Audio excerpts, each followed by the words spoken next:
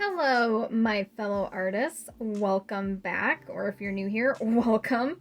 Today, I want to touch a little bit on the 7 elements of art. Okay, this is a full free workshop. We love our free workshops, in which we are going to discuss and kind of practice using the 7 elements of art, which are really important if you want to make like paintings look more realistic. And each of these elements are kind of like, I like to call them like building blocks. They kind of build upon one another to create like a whole painting, to make your painting like whole, just make it whole. So for today's, again, free workshop, all you're going to need are a couple of tubes of paint. I'm using acrylic paint, which is what I recommend you use too. We're just going to be using red, yellow, blue, and white. Any brand, any variation of these, it's fine, just as long as you have one of each of these colors, plus the white. Something to mix your paints on, like I've got this acrylic palette here. If you don't have a palette, you can of course use a paper plate or something. Some paintbrush, it actually doesn't really matter what kind. I'm going to be using this like small round head brush. Something to mix your paints with, of course water cup, napkin, and the most important piece of all, your free 3-page, it's all elemental, Elements of Art workbook, which is going to be linked below. So make sure you check below to get the link to download this printable workbook file that you can print out and follow along with me for this super awesome free workshop class today. So to get started, let's just go on ahead and get our paints ready right away. I'm going to get out my palette here. And we are going to put down just a dollop of each of our colors that we're going to be using. We're not going to use a lot of paint today, so you don't need like really big dollops or anything. But I'm just going to put them kind of like in a circle. I'll put like a dollop of red here, a dollop of blue here. And again, like I said, it doesn't matter what brand or variation. Like I'm using like ultramarine blue. It doesn't matter. You can use cyan, you can use ultramarine like I've got, or cerulean blue hue, primary blue hue. It doesn't matter. And of course some yellow as well.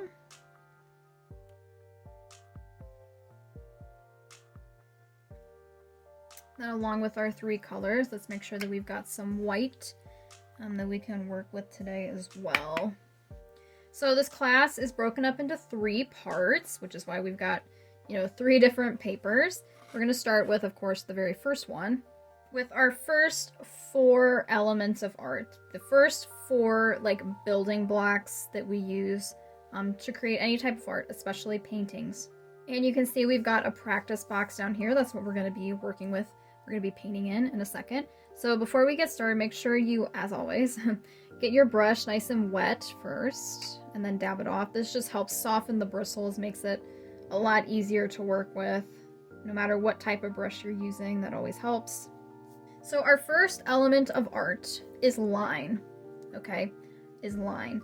And lines, you guys, we need to understand in art, in math, if you've taken math in school, a lot of times you're told a line has to be straight, like this, like these lines down here for your notes, which of course you guys can take notes anytime on any of these pages during class. But you see, these are nice, long, straight lines, which is a line. It is a line. But in like math classes and stuff, we're always told that a line has to be straight. In art, a line does not have to be straight. Guess what? Art breaks the rules. So in art, lines do not have to be straight. They can be curved. They can be wavy. They can be different. Lines can be all different. I don't want to say shapes because shapes is a different thing, but they can look different than just being a straight across line. So to get started, let's go ahead and make a couple of lines here.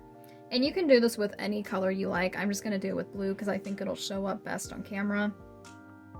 So just go ahead and practice making a couple of different lines in this box, just wherever you want. And as you're making lines, I know it's not the most exciting or thrilling thing in the world, but try to make your lines as thin as you can. Because in art, one of the hardest things personally I think to do is to make thin thin lines. Because paint, it wants to be thick, it wants to run away from us, right? And it's really, really difficult to make really thin lines. So it's good to practice that just anywhere on your page. Make a couple of thin straight lines, as thin as you can possibly get them. And I find what helps me to make really thin lines is to just very, very gently drag your brush across the page, like barely even touch it to the page as you're dragging it. And then of course you might have to dip back for more paint a couple of different times. And remember also, lines, like I already said, do not have to be straight. They can be curved, they can be wavy, they can be, you know, take on different dimensions than just straight. So go on ahead and practice making a couple of wavy lines too, a couple of curvy lines. Maybe some lines you might want to make that are like thick to begin with, and then they get thinner, and then they're thicker, and others, you know, play around with different dimensions on your lines, but just make a couple of lines all over in this box area. And I know, like I already said, it's not the most exciting or thrilling thing just to paint a bunch of random lines on a page, but it is something that we need to practice, and it is part of understanding the elements of art, because like I said, our first element of art is line. Now our second element of art is shape, okay? And shapes are what occurs when two or more lines come together to create some type of object that has like a very distinct inside. And just like, you know, in math classes, we all learn geometric shapes like circles, triangles, squares, hexagons, etc. In art, those are definitely considered shapes, but more often than not, our shapes are more organic, right?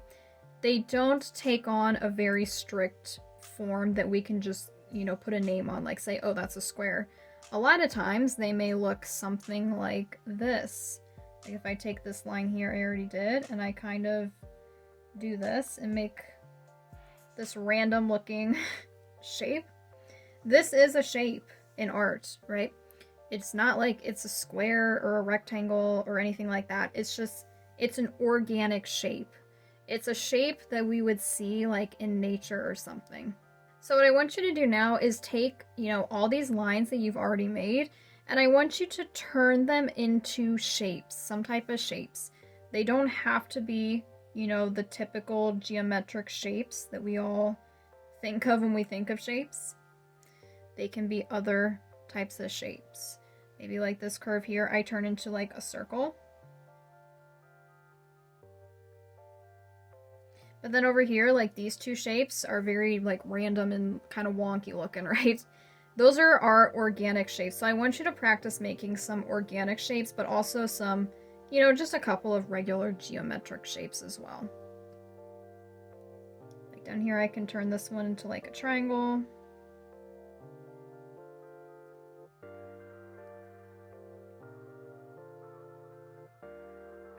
Maybe this one I kind of take and I make some curvy lines around it and kind of make it into something wild looking, right?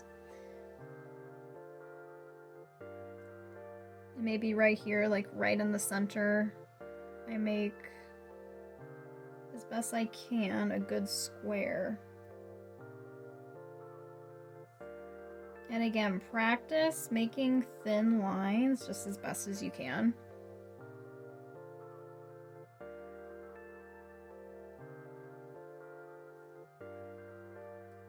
And here's a bonus tip, you guys. If you make lines that come out a little bit thicker than you wanted them to, you can watch me do this, clean your brush of the color you're using. Clean that brush really well. Take some white paint, come over and use it kind of like whiteout, right? We all know whiteout. That stuff when you, well, it used to be used with like typewriters and stuff. When you would make a mistake, you'd paint like whiteout on it and then you'd like retype over it.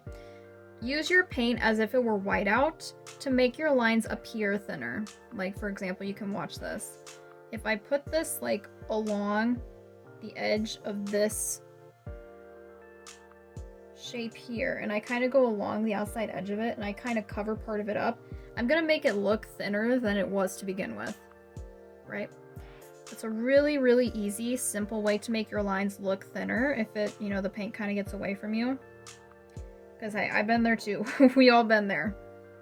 So if you need to make your lines appear a little bit thinner, or you want to make them appear a little bit thinner, just take some white paint and go over the edges of them, kind of like white out. And kind of just cover up part of the line that got too thick. The part that got too thick, rather. And that'll make them look a lot thinner. So now, once you've got some good shapes going in your box here, we're going to move on to make a couple of forms. Okay, a couple of forms. Now, what a form is, well, first of all, what a shape is. A shape is a two-dimensional object that we see in art. Right, so in a painting or on our page here, these are all our shapes, right? They're two-dimensional, they just look flat on the page. Forms, on the other hand, are objects that are or appear to be three-dimensional, okay? If we're talking like something like sculptures or something, not paintings, if we like had a sculpture or something, sculptures are like a three-dimensional piece of art. So they are, you know, it's easier to make a form out of a sculpture. With painting, we kind of have to make it like look like it's 3D because at the end of the day, a painting is basically just on a flat surface. It's just a picture on a flat surface. Nothing typically is 3D about it. You can make some 3D features that seem to come up from the page, but in general, in a painting or in a picture that we make, our forms are just illusions, right? It's all an illusion is what it is, because it's just something that we make it look 3D on the page, even though, I mean, it's not something you can physically pick up and say it's, you know, 3D. So say I wanted to make this square here look three-dimensional. You may recall this from like, again, prior math classes that you might have taken before. The one way we can do that is by just turning it into a cube. So if I just kind of paint some edges here, and then kind of connect those, I can make it appear to be a cube, which we know is a three-dimensional object.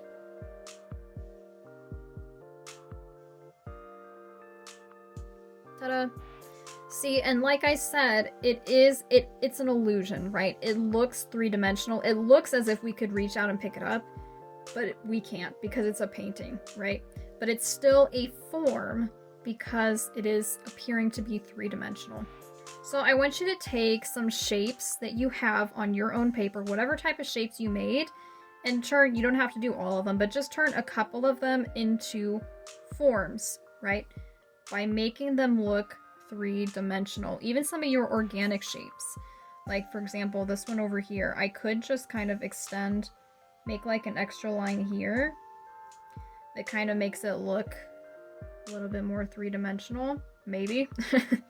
It's kind of tricky with the organic forms. I know this one's kind of like a bean looking thing here, but if I kind of make like an extra line on the inside, kind of make it look like there's a ridge there or something, or even fill it in, I can kind of make it look a little bit more three-dimensional. You could also, of course, like do like a triangle here. You can make it like look like a pyramid. Something like that. Another way, like you could turn a circle into a sphere. Like I'll show you just kind of quickly how you could go about doing that, is by kind of filling it in with a little bit of a gradient effect. So if I do that with like the blue here, I could just fill this whole circle in with just plain blue.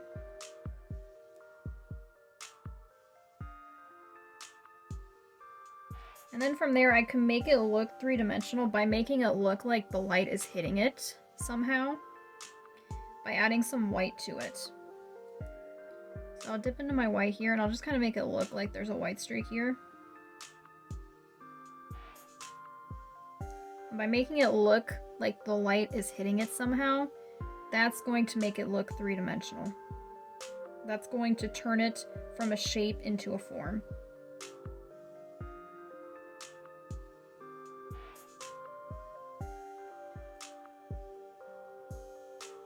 right? Just like that. Now, as you're practicing making your forms out of shapes here, another one of our elements of art is space. Space is very simple. It's literally the space in between and around different objects. Of course, there's a lot of different ways to make space the illusion of space, because essentially space itself is also an illusion. Like, say if you had objects like stacked one in front of each other, like my hands here, if I were to stack my hands in front of one another, there's space in between them, right? And if we were to paint like two hands stacked in front of each other on the page, that would make an illusion of space, even though, again, it's a flat surface that we're making a picture on. But it looks like there's space because the hands would be overlapping in the picture.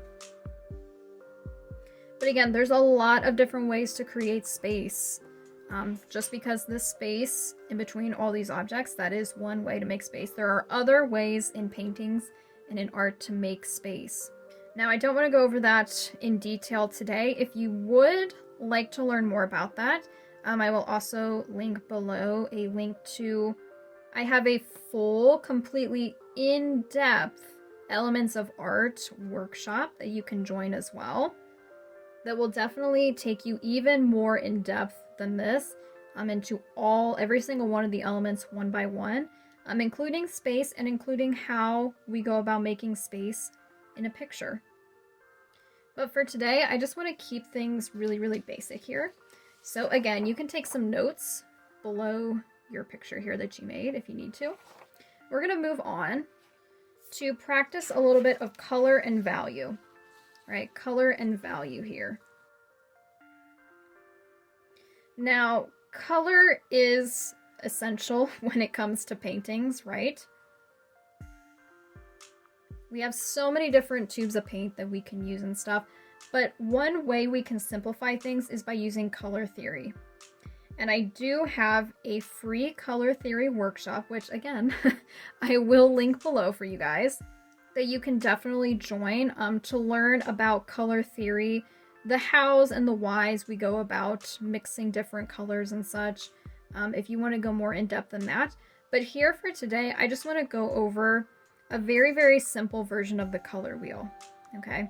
So we understand primary and secondary colors. That's all we're going to go over here today. So we're going to keep it nice and simple.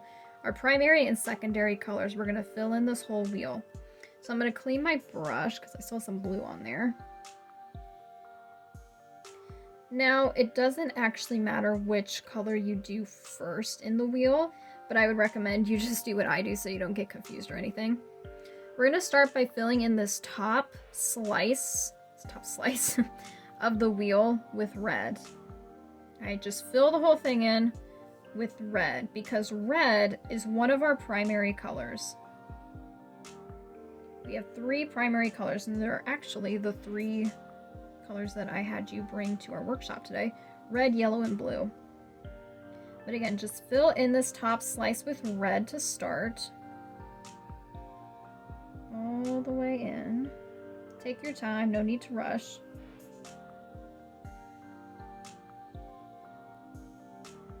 Okay, and then from there, make sure you clean your brush so we don't contaminate our paints here.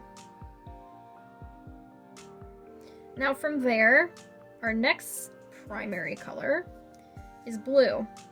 So we're going to skip one of these slices and we're going to put blue here because we're going to put our secondary colors in between the primary colors. That's how the color wheel is meant to work. So we're going to come down here to this slice here and we're going to fill it in with the blue. And again, go as slow or quickly as you'd like. No need to rush though. Really, you guys, no need to rush here.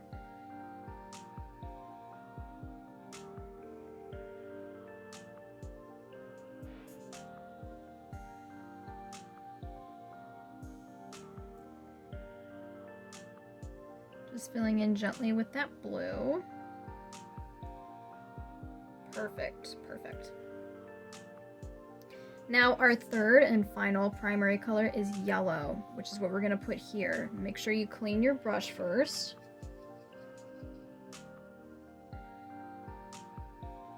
Then go on ahead and fill in this final slice here this one right here, not the other ones, this one, with yellow.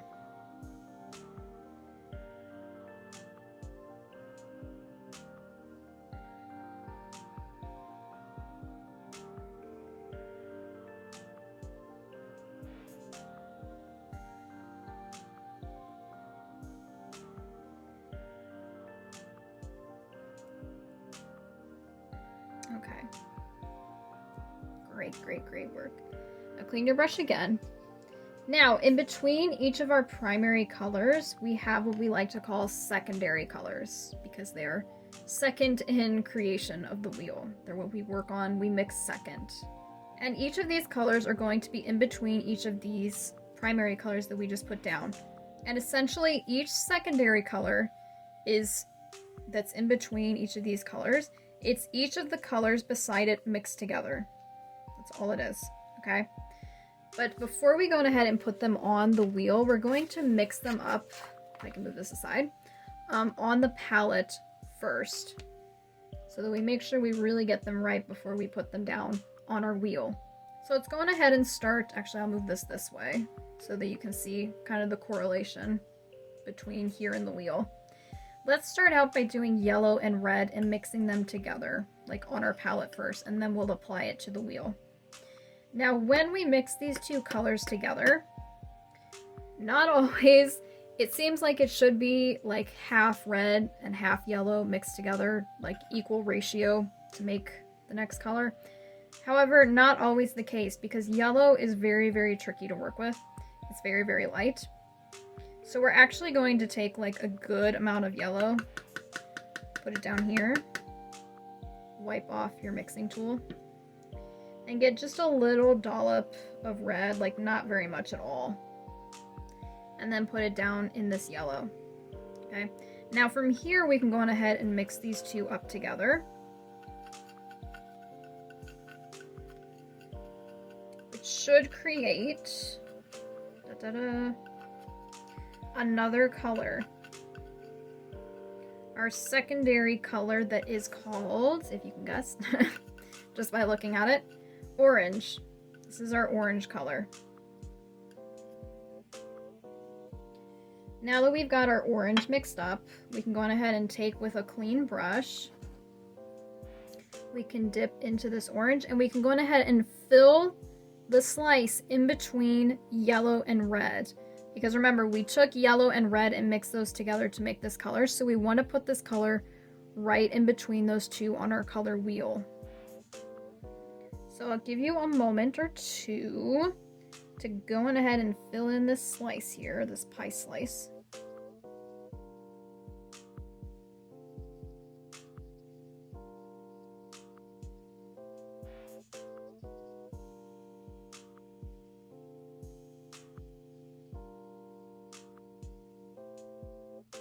Just like that. Okay. See, now our wheel is starting to come together, isn't it? Now go ahead and clean your brush again. Now we're going to move on. We're going to keep moving this way in the wheel. And let's go in between the yellow and the blue. Let's mix those two together. Now again, and we're going to mix them on the palette first. We don't really want to mix a half ratio of half yellow to half blue, because again, yellow is very tricky to work with and it's not going to turn out well. So we actually need quite a bit of yellow. Put it over here in between your yellow and blue. Wipe off your mixing tool. And then take just a little bit of blue on the tip of your tool. I can even show you here. Just I can get the camera to focus. I don't know if it wants to focus, but right there on the tip of the tool. And dip that into this yellow, and you can swirl that all up together to start to create a new color, which we know is, you can answer now, I feel like Dora. Hello. It's green, right? It's green.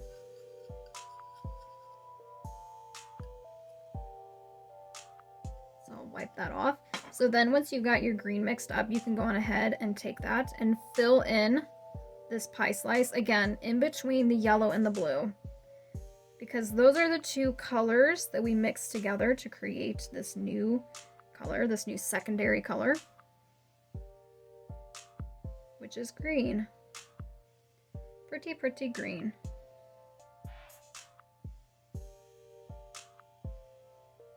Now, of course, there are like 100 different variations of green. There's different variations of like every color in the color wheel. So your color wheel might not look exactly the same as mine, and that's okay. You might just have a different version of green that came out. Your green might be darker, it might be more bluish, it might be more yellowish. Just as long as it's some type of green that you can put in your color wheel here, and you'll be golden. You'll be good to go, right? I'll clean my brush off, and we have one more color to mix for our wheel. And this color is going to be red and blue mixed together. However, heads up, we are going to mix them like a half and half ratio. However, it's going to turn out really, really dark. So we're actually going to right away add some white in there as well. So go on ahead and start by taking a good dollop of white, putting it somewhere in between your red and blue. You can wipe that off a little bit. Now you can get like a good sized amount of blue, drop it in there, wipe your tool off, get a good sized dollop of red, dip it in there. So red, white, and blue, that's what we're gonna mix here. Red, white, and blue, going ahead and stir that up together. And again, just like all the other colors, it's going to start to create something new.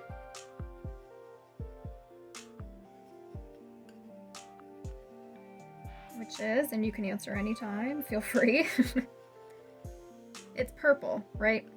Or as we like to say in art, violet. You can either call it violet or purple, doesn't really matter. Same thing, right? Just different names. I'll wipe that off there. So, for our last pie slice, we can go on ahead and fill it in with this pretty, pretty purple we just made. Right in between the red and the blue, because again, it was red and blue mixed together. Now, like I said, red and blue are pretty dark colors, so if you don't add white to your purple, it will be very, very dark. Like almost black. It'll be so dark. Which is why I had to add white to it right away.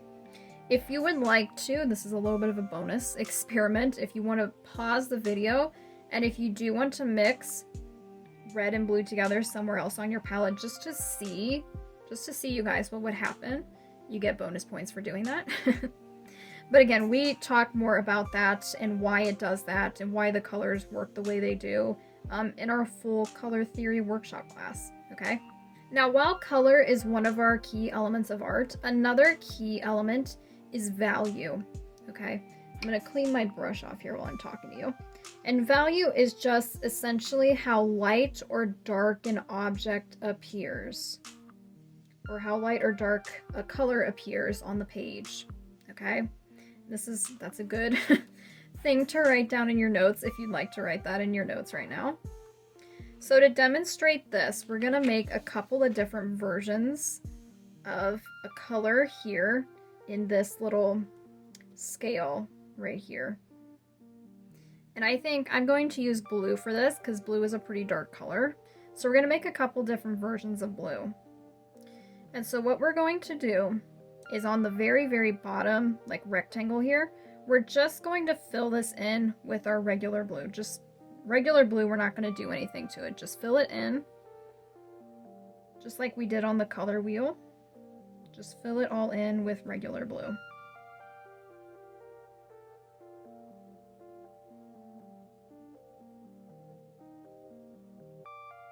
I'll give you a couple moments to do that. You can kind of zen out for a minute if you'd like.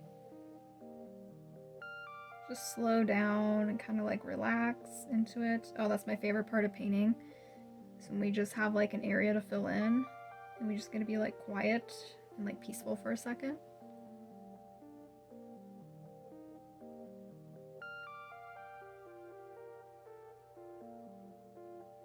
Now, once you've got that filled in, we are going to, without cleaning your brush, if you already cleaned your brush, that's okay, just dip back into your blue a little bit, it's fine. without cleaning your brush, we're actually going to dip into the white now. And don't worry about contaminating colors, we're almost done anyway.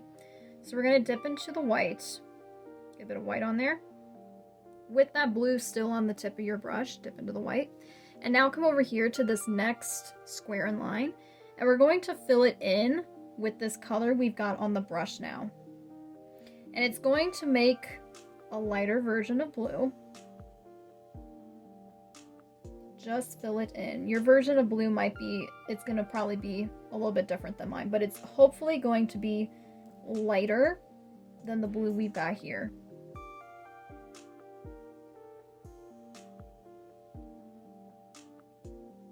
Just fill it all the way in.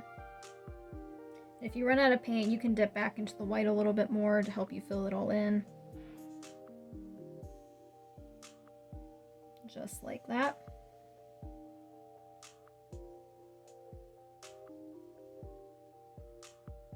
Okay, now again, without cleaning the brush again, we're going to dip in and get a lot more white on there. And we're going to do the exact same thing here with this very, very top box. All right, so but this time, get a lot of white on there. Because now there's less blue paint on the end of your brush. So this is going to be like a very, very light blue up here. Which is what we want so that we're demonstrating different values of blue.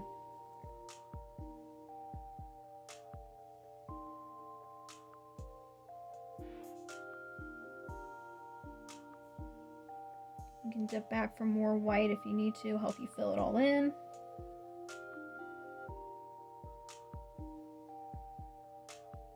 There. Now I want you, as you finish filling all that in, I want you to see how this is demonstrating different values of the color blue, okay? Because down here on the very bottom, we have a dark, dark value of blue. Here we've got like a medium value of blue, and here we've got a really light value of blue. So you can see, this is also sometimes called tints and shades of a color, which is part of color theory. But in terms of the elements of art, one of the elements of art is value, and value is just how light or dark a color is. Right, so these are different values of blue. Simple as that, you guys, I promise. Simple as that. Now I'll clean my brush again. And we will go on ahead and move on to our final section, which is texture. Okay, and this is the fun part. Like, trust me, this is going to be very fun. Okay, so texture in art. Texture is one of two things. There's two different ways to think of texture. One is things that we can physically feel, like tactile things in art, which typically does not apply to paintings, although it will in a second, I will show you. But typically that type of texture that we can actually touch and feel relates to like three-dimensional art forms, right? Like those sculptures we talked about. Maybe somebody makes like ceramics or something and puts like a really glossy coat on it that you can physically touch and feel. That is a type of texture. Another type of texture is the illusion of texture, right? We've talked about illusion a lot in this whole workshop because painting itself, you guys, it's an illusion. It really is. Because paintings are typically flat on a flat surface, right? So they're not physically like something you can like touch and just feel. Like say you were painting a picture of like a cozy blanket, right? Like you're painting like somebody's book nook and there's like a big blanket in the scene that looks really, really cozy and soft. And it looks as if probably we could reach out and just touch that blanket in the painting and it would feel really soft, right?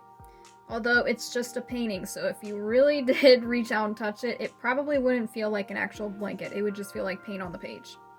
But that is a way to create texture in art, is to make it look like it feels like something, okay? And again, there are a couple of different ways to do that. I don't want to go super in depth in that today. One way is by making a repetitive pattern of some sort in a painting that replicates the texture that you might see in an object in real life, like that blanket. If you replicated the fuzzy texture on that blanket, that's one way to get texture in a painting.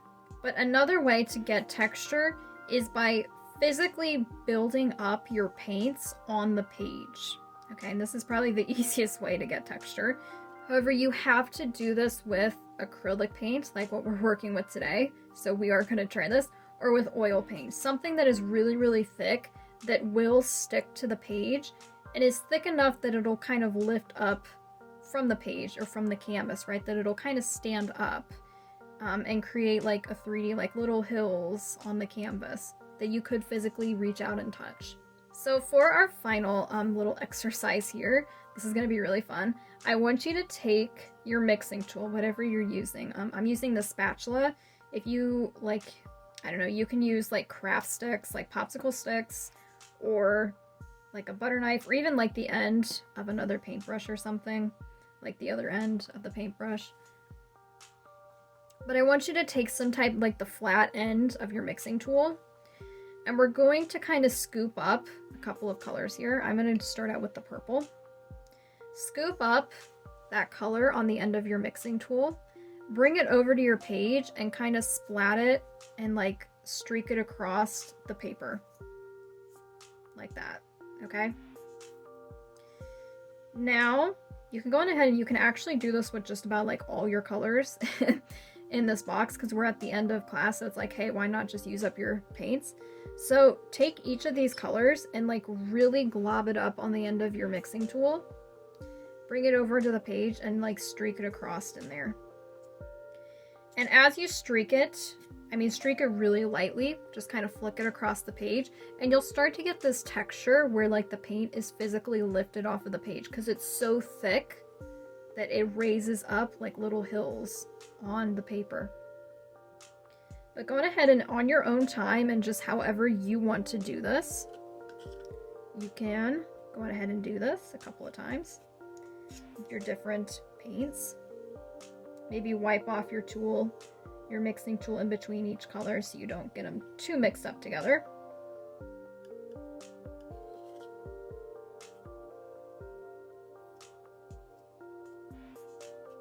But just play around with this, right? Getting this nice, like kind of raised texture on there.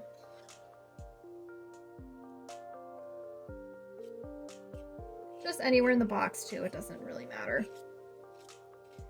Just playing around with getting texture in here.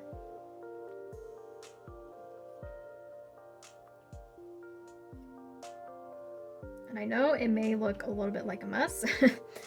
That's okay though. You can even use your white. There we go. So that looks really fun.